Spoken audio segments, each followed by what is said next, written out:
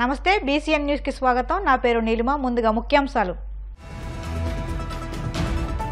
నర్సాపురం పట్టణంలో బొమ్మిడి నాయకర్ విజయోత్సవ ర్యాలీ భారీగా తరలివచ్చిన జనసేన, టీడీపీ, బీజేపీ నాయకులు, కార్యకర్తలు।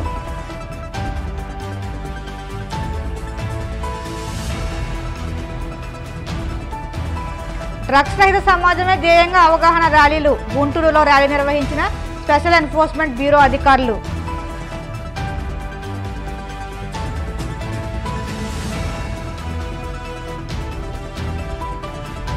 అన్నదమ్ముల్లా కలిసి ఉన్న వారి మధ్య వర్గీకరణ చిచ్చు పెట్టొద్దు చంద్రబాబు ప్రభుత్వానికి విజ్ఞప్తి చేసిన ఆంధ్రప్రదేశ్ మాల మహానాడు రాష్ట్ర అధ్యక్షులు పుష్పరాజ్।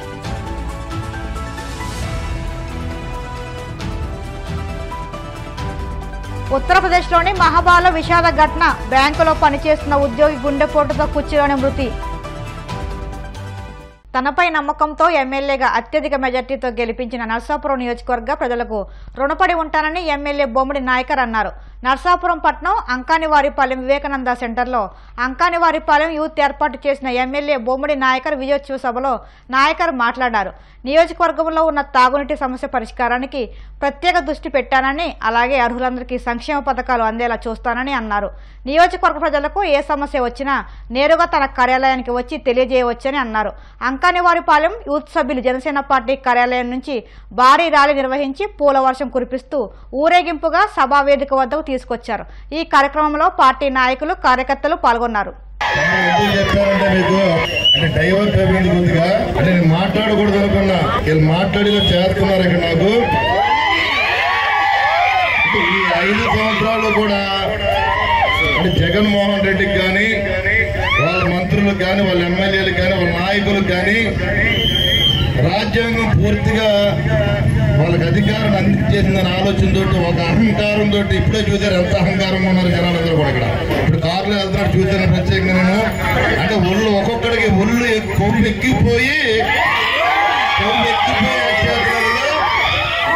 అంటే మొత్తం విషయం వీళ్ళ తాట తీర్థం 5 సంవత్సరాలు కూడా ఈ తాట ఒక్కొక్కటి తాట ఎలా తీయాలి తీర్థం ప్రతి ఒక్కరి కూడా ఈ కొవ్వు కరిగింది ఒక్కొక్కరి దగ్గర కూడా మనం ఏంటంటే గత ప్రభుత్వం చేసిన తప్పులు ఎక్కడా చేయకూడదు ప్రజలు వాళ్ళ మనపై నమ్మకంతో ఇవాళ కూటమికి అవకాశం కల్పించారు అదేవిధంగా నియోజకవర్గంలో కూడా ప్రజలందరూ కూడా ఇవాళ అన్ని వర్గాల నుంచి అన్ని పార్టీ నుంచి కూడా వాళ్ళ ఈ కూటమికి అవకాశం ఇచ్చారు అలాంటి పరిస్థితులు మన కక్ష సాధింపులకి విధ్వంస రాజకీయాలు మనం చేయొద్దని ఆలోచనలు మనం ఉన్నాం కానీ మనల్ని రెచ్చగొడితే మటుకి మన తగ్గేదే లేదని చెప్పి తమ్ముడు కూడా చెప్తున్నాడు ఇక్కడ దేనికి తగ్గేదే లేదు ఎవరైనా మనం అనవసరంగా ఎవరి జోలికి వెళ్ళొద్దు మన జోలికి ఎవడొచ్చినా సరే ఊరుకోవద్దు చెప్తున్నారు నియోజకవర్గ ప్రజలందరికీ మనం న్యాయం చేయాలి అది ఏ పార్టీ అని కాదు ప్రజలందరికీ కూడా చేయవలసిన బాధ్యత నాపై ఉంది కాబట్టి దానికి మీరందరూ కూడా సహకరించాలి అంటే ఈ వైసీపీ ఎదవలకి ఒకటిగా కొవ్వు ఎక్కువైపోయి కొట్టుకున్నారు మీడియా వాళ్ళు కూడా రాయండి అది ఇవాళ కార్యక్రమం జరుగుతుంది సహకరించాల్సిన అవసరం ఉంది ఇలా ఎక్కువ యాక్ట్ చేస్తే వాళ్ళని ఏ రకంగా తగ్గించే విధంగా మనం చేద్దాం అదేవిధంగా నియోజకవర్గ ప్రజలకి మరి 14వ వార్డు మరి మొదటి నుంచి కూడా ఇది నా సొంత గ్రామం కూడా అందరూ కూడా ఇక్కడ నాపై మీరందరూ కూడా ఒక బిడ్డలా నన్ను మరి ప్రేమిస్తూ ప్రతి విషయంలో కూడా మనం ఎప్పుడు అధికారంలో లేకపోయినా మరి వాళ్ళ అధికారంలో రావడానికి మీరు అందరూ సహకరించినా మీ అందరికీ కూడా నిరంతరం మరి మీ బిడ్డలా నేనుండి ఒక సోదర భావంతో మనందరం కలిసి ప్రయాణం చేస్తూ నరసాపురం నియోజకవర్గాన్ని ఎన్నడూ లేని విధంగా ఏదైతే మీరు రాష్ట్ర నియోజకవర్గ చరిత్రలో ఎప్పుడూ లేని విధంగా నాకు భారీ మెజార్టీ ఇచ్చారు అదేవిధంగా నియోజకవర్గ చరిత్రలో ఎప్పుడు లేని విధంగా నియోజకవర్గాన్ని అభివృద్ధి పదవుల ముందుకు తీసుకెళ్తారని చెప్పి ఈ సందర్భంగా మీ అందరికీ తెలియజేసుకుంటూ నియోజకవర్గ ప్రతి ఒక్కరికి కూడా నేను రుణపడి ఉంటానని చెప్పి ఈ సందర్భంగా తెలియజేసుకుంటూ ఎవరైతే వైసీపీ నాయకులు తోక ఆడిస్తే ఊరికి కనుక ఏమీ లేకుండా మా జోలికి వస్తే ఎవరిని వదిలేది లేదు తోక కత్తిరించేస్తారని చెప్పి ఈ సందర్భంగా తెలియజేస్తున్నాను పేరు తెచ్చుకునే విధంగా మనం ముందుకెళ్ళాలి చూస్తున్నారు పవన్ కళ్యాణ్ గారి నాయకత్వంలో రాష్ట్ర వ్యాప్తంగా 21 సీట్లకి 21 సీట్లు గెలిచి అది జనసేన పార్టీ ఈ సందర్భంగా మనం గుర్తు చేసుకోవాల్సిన అవసరం ఉంది. 100% సక్సెస్ అన్నది దేశ చరిత్రలో ఎక్కడా లేదు. అలాంటిది పవన్ కళ్యాణ్ గారి నాయకత్వంలో జనసేన పార్టీకి 21 సీట్లు గెలిచాము. The Kakinada cooperative town bank limited 13,93,00,000 రూపాయల లాభాలను ఆర్జించిందని, అలాగే రాష్ట్రంలో 46 సహకార కోఆపరేటివ్ అర్బన్ బ్యాంకులు ఉండగా టౌన్ బ్యాంకు 1753 కోట్ల టర్నోవర్లతో రెండో స్థానంలో ఉందని బ్యాంకు చైర్మన్ చిట్టూరు రవీంద్ర పేర్కొన్నారు. గురువారం కాకినాడ జయ రెసిడెన్సీలో ఏర్పాటు చేసిన మీడియా సమావేశంలో బ్యాంకు 45వ వార్షిక ఆడిట్ నివేదిక ఆర్థిక వివరాలను వెల్లడించారు. ఈ సందర్భంగా బ్యాంకు చైర్మన్ చిట్టూరు రవీంద్ర మాట్లాడుతూ వినియోగదారుల సౌకర్యార్థం రానున్న కాలంలో నర్సీపట్నం, నూజివీడు, విజయనగరం, శ్రీకాకుళం, భీమవరం, పిఠాపురంలో నూతన బ్రాంచ్లను ఏర్పాటు చేసే యోజనలో ఉన్నట్టు చెప్పారు. ఈ ఏడాది మార్చి నెలాఖరు నాటికి 1056 బ్యాంకు డిపాజిట్లకు గాను 696 కోట్ల రుణాలు, వడ్డీ 447 కోట్ల రూపాయలన్నట్టు చెప్పారు. బ్యాంకుకు 172 కోట్ల స్వంత నిధులు ఉన్నట్టు చెప్పారు. ఈ సమావేశంలో బ్యాంకు వైస్ చైర్మన్ తోట మెహర్, సీతారామ సుధీర్, డైరెక్టర్లు కంటిపూడి వివి సత్యనారాయణ, రెమ్మలపూడి ధర్మేంద్ర, సీఈఓ సి సుగుణరావు, సహా సీఈఓ బిఎస్వి సుహాస్, బ్యాంకు సిబ్బంది పాల్గొన్నారు. కోఆపరేటివ్ టౌన్ బ్యాంకు 1980లో స్టార్ట్ చేయబడింది. 44 సంవత్సరాలు పూర్తి చేసుకుని 45 సంవత్సరంలో అడుగుపెట్టడం. రాష్ట్రంలో 46 బ్యాంకులు కోఆపరేటివ్ అర్బన్ బ్యాంకులు ఉండగా దాంట్లో రెండో స్థానం ఉండటం చాలా మంచి సిగ్నల్గా నేను భావిస్తున్నాను. మీ అందరి సహాయ సహకారాలు కూడా కావాలి. కారణం ఏంటి, కాకినాడలో ఒక కోఆపరేటివ్ అర్బన్ బ్యాంకు రాష్ట్రంలోనే రెండో స్థానంలో ఉందంటే అది కాకినాడకే కాకుండా రాష్ట్రం అందరికి కూడా గర్వకారణం. దాన్ని మీరు కొంచెం బూస్టప్ చేసినట్లయితే మరి ఇంకా ముందుకు వెళ్ళడానికి వీలవుతుంది. రాష్ట్రంలో 100 years old బ్యాంక్స్ 15 ఉన్నాయి. 100 year old బ్యాంక్స్ దాంట్లో మనకన్నా ముందున్నది 105 సంవత్సరాలు పూర్తి చేసుకున్నటువంటి విశాఖ కోఆపరేటివ్ బ్యాంక్. తర్వాత మిగిలిన అన్ని బ్యాంకులో కూడా మనమే ఉన్నాం. ఈ మధ్యకాలంలో ఆర్బీఐ వారి సదుపాయం గురించి టైర్ 1, టైర్ 2, టైర్ 3 3 భాగాలుగా విభజించడం జరిగింది. 100 crores వరకు కూడా tier 1, 100 to 1000 crores tier 2, 1000 and above tier 3. డిపాజిట్స్లో 1000 కోట్లు దాటినటువంటి బ్యాంకులు ఏమైనా ఉన్నట్లయితే అది టైర్ 3. మనం టైర్ 3లో ఉన్నాం. టైర్ 4లో అబౌవ్ 10,000 మన కోఆపరేటివ్ అర్బన్ బ్యాంక్స్లో ఏమీ లేవు. అందువల్ల మన కాకినాడకి ఇది ఒక కాకినాడ కోఆపరేటివ్ టౌన్ బ్యాంక్ అంటే చాలా గర్వంగా మనం చెప్పుకోవచ్చు. మన బ్యాంకు లావాదేవీల్లో బ్యాంక్ ఆర్థిక పరిస్థితి మీకు కూడా లోన్స్ 696 కోట్ల 47 లక్షలు, ఇన్వెస్ట్మెంట్స్ 447.35 కోట్లుగా మనం చేసాం. అదేవిధంగా 447.35 కోట్లు ఇన్వెస్ట్మెంట్స్ అంటే సెక్యూరిటీస్లో, అంటే government securities, central government securities దాంట్లో 308 కోట్ల 75 లక్షల రూపాయలు దాంట్లో పెట్టడం జరిగింది. ఇతర బ్యాంకుల కమర్షియల్ బ్యాంక్స్లో 138.57 కోట్లు మనం పెట్టడం జరిగింది.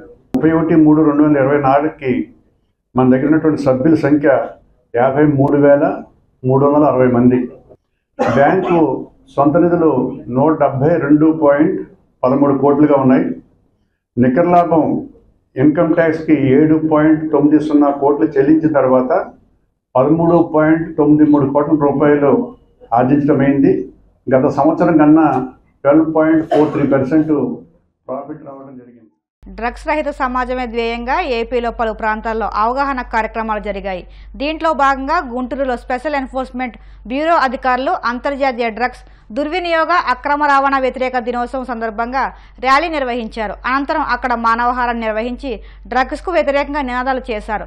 అంతర్జాతీయ డ్రగ్స్ అక్రమ రవాణాకు వ్యతిరేకంగా ప్రజల్లో, యువతలో అవగాహన కల్పించడానికి ఈ ర్యాలీ నిర్వహించారు. ప్రత్యేక యాక్షన్ ప్లాన్ ద్వారా గంజాయిని తగ్గించడానికి చర్యలు చేపట్టినట్టు తెలిపారు. డ్రగ్స్కు వ్యతిరేకంగా విద్యార్థుల చేత ప్రమాణం చేయించారు. గుంటూరు జిల్లాలో మన 100 days anti drugs anti ganja programme plan చేశాము. దాంట్లోనే ఒక ఇంటర్నేషనల్ యాంటీ డ్రగ్స్ డే కింద ఒక మార్చ్ ప్లాన్ చేశాము. దాంట్లో మన డిఎల్ఎస్ఏ మేడం, ఏఎస్పీ ఈస్ట్, ఏసీబీతో స్టార్ట్ చేశాము. ఇప్పుడు 100 days anti drugs day plan ఉంది.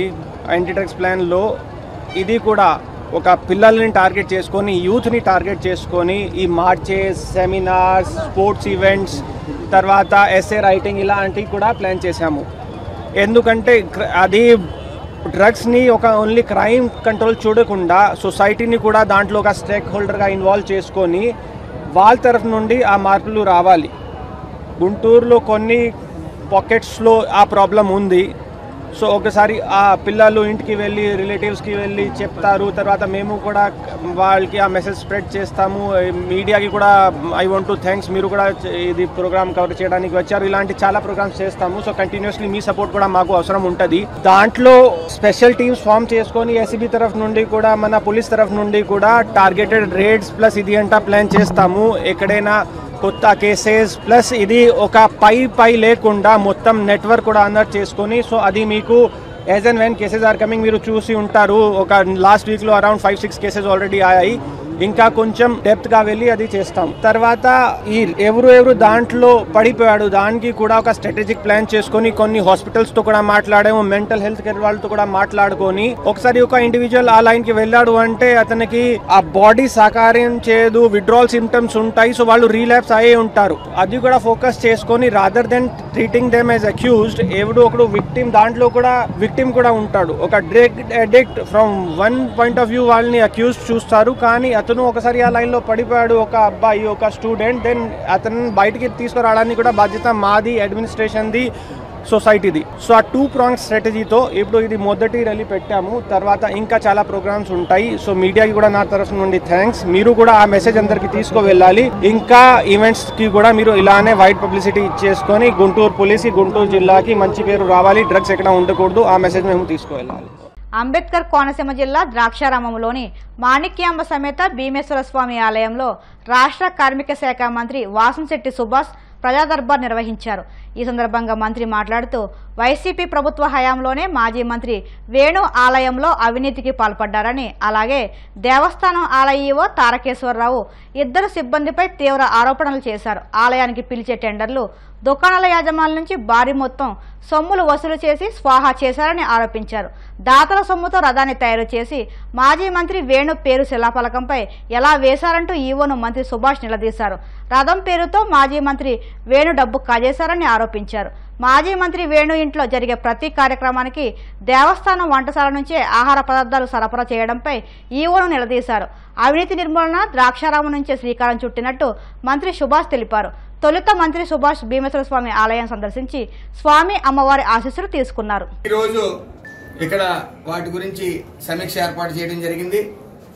ఇందులో చాలా అవకతవకలు ఉన్నాయి. ముఖ్యంగా ఏదైతే వైఎస్ఆర్ మంత్రి చెల్లిపోయిన వేణుగోపాలకృష్ణ ఉన్నాడో ఆ వ్యక్తి రథం నేనే నిర్మిస్తాను అని చెప్పి 1000 కోట్లు దండుకోవడం జరిగింది.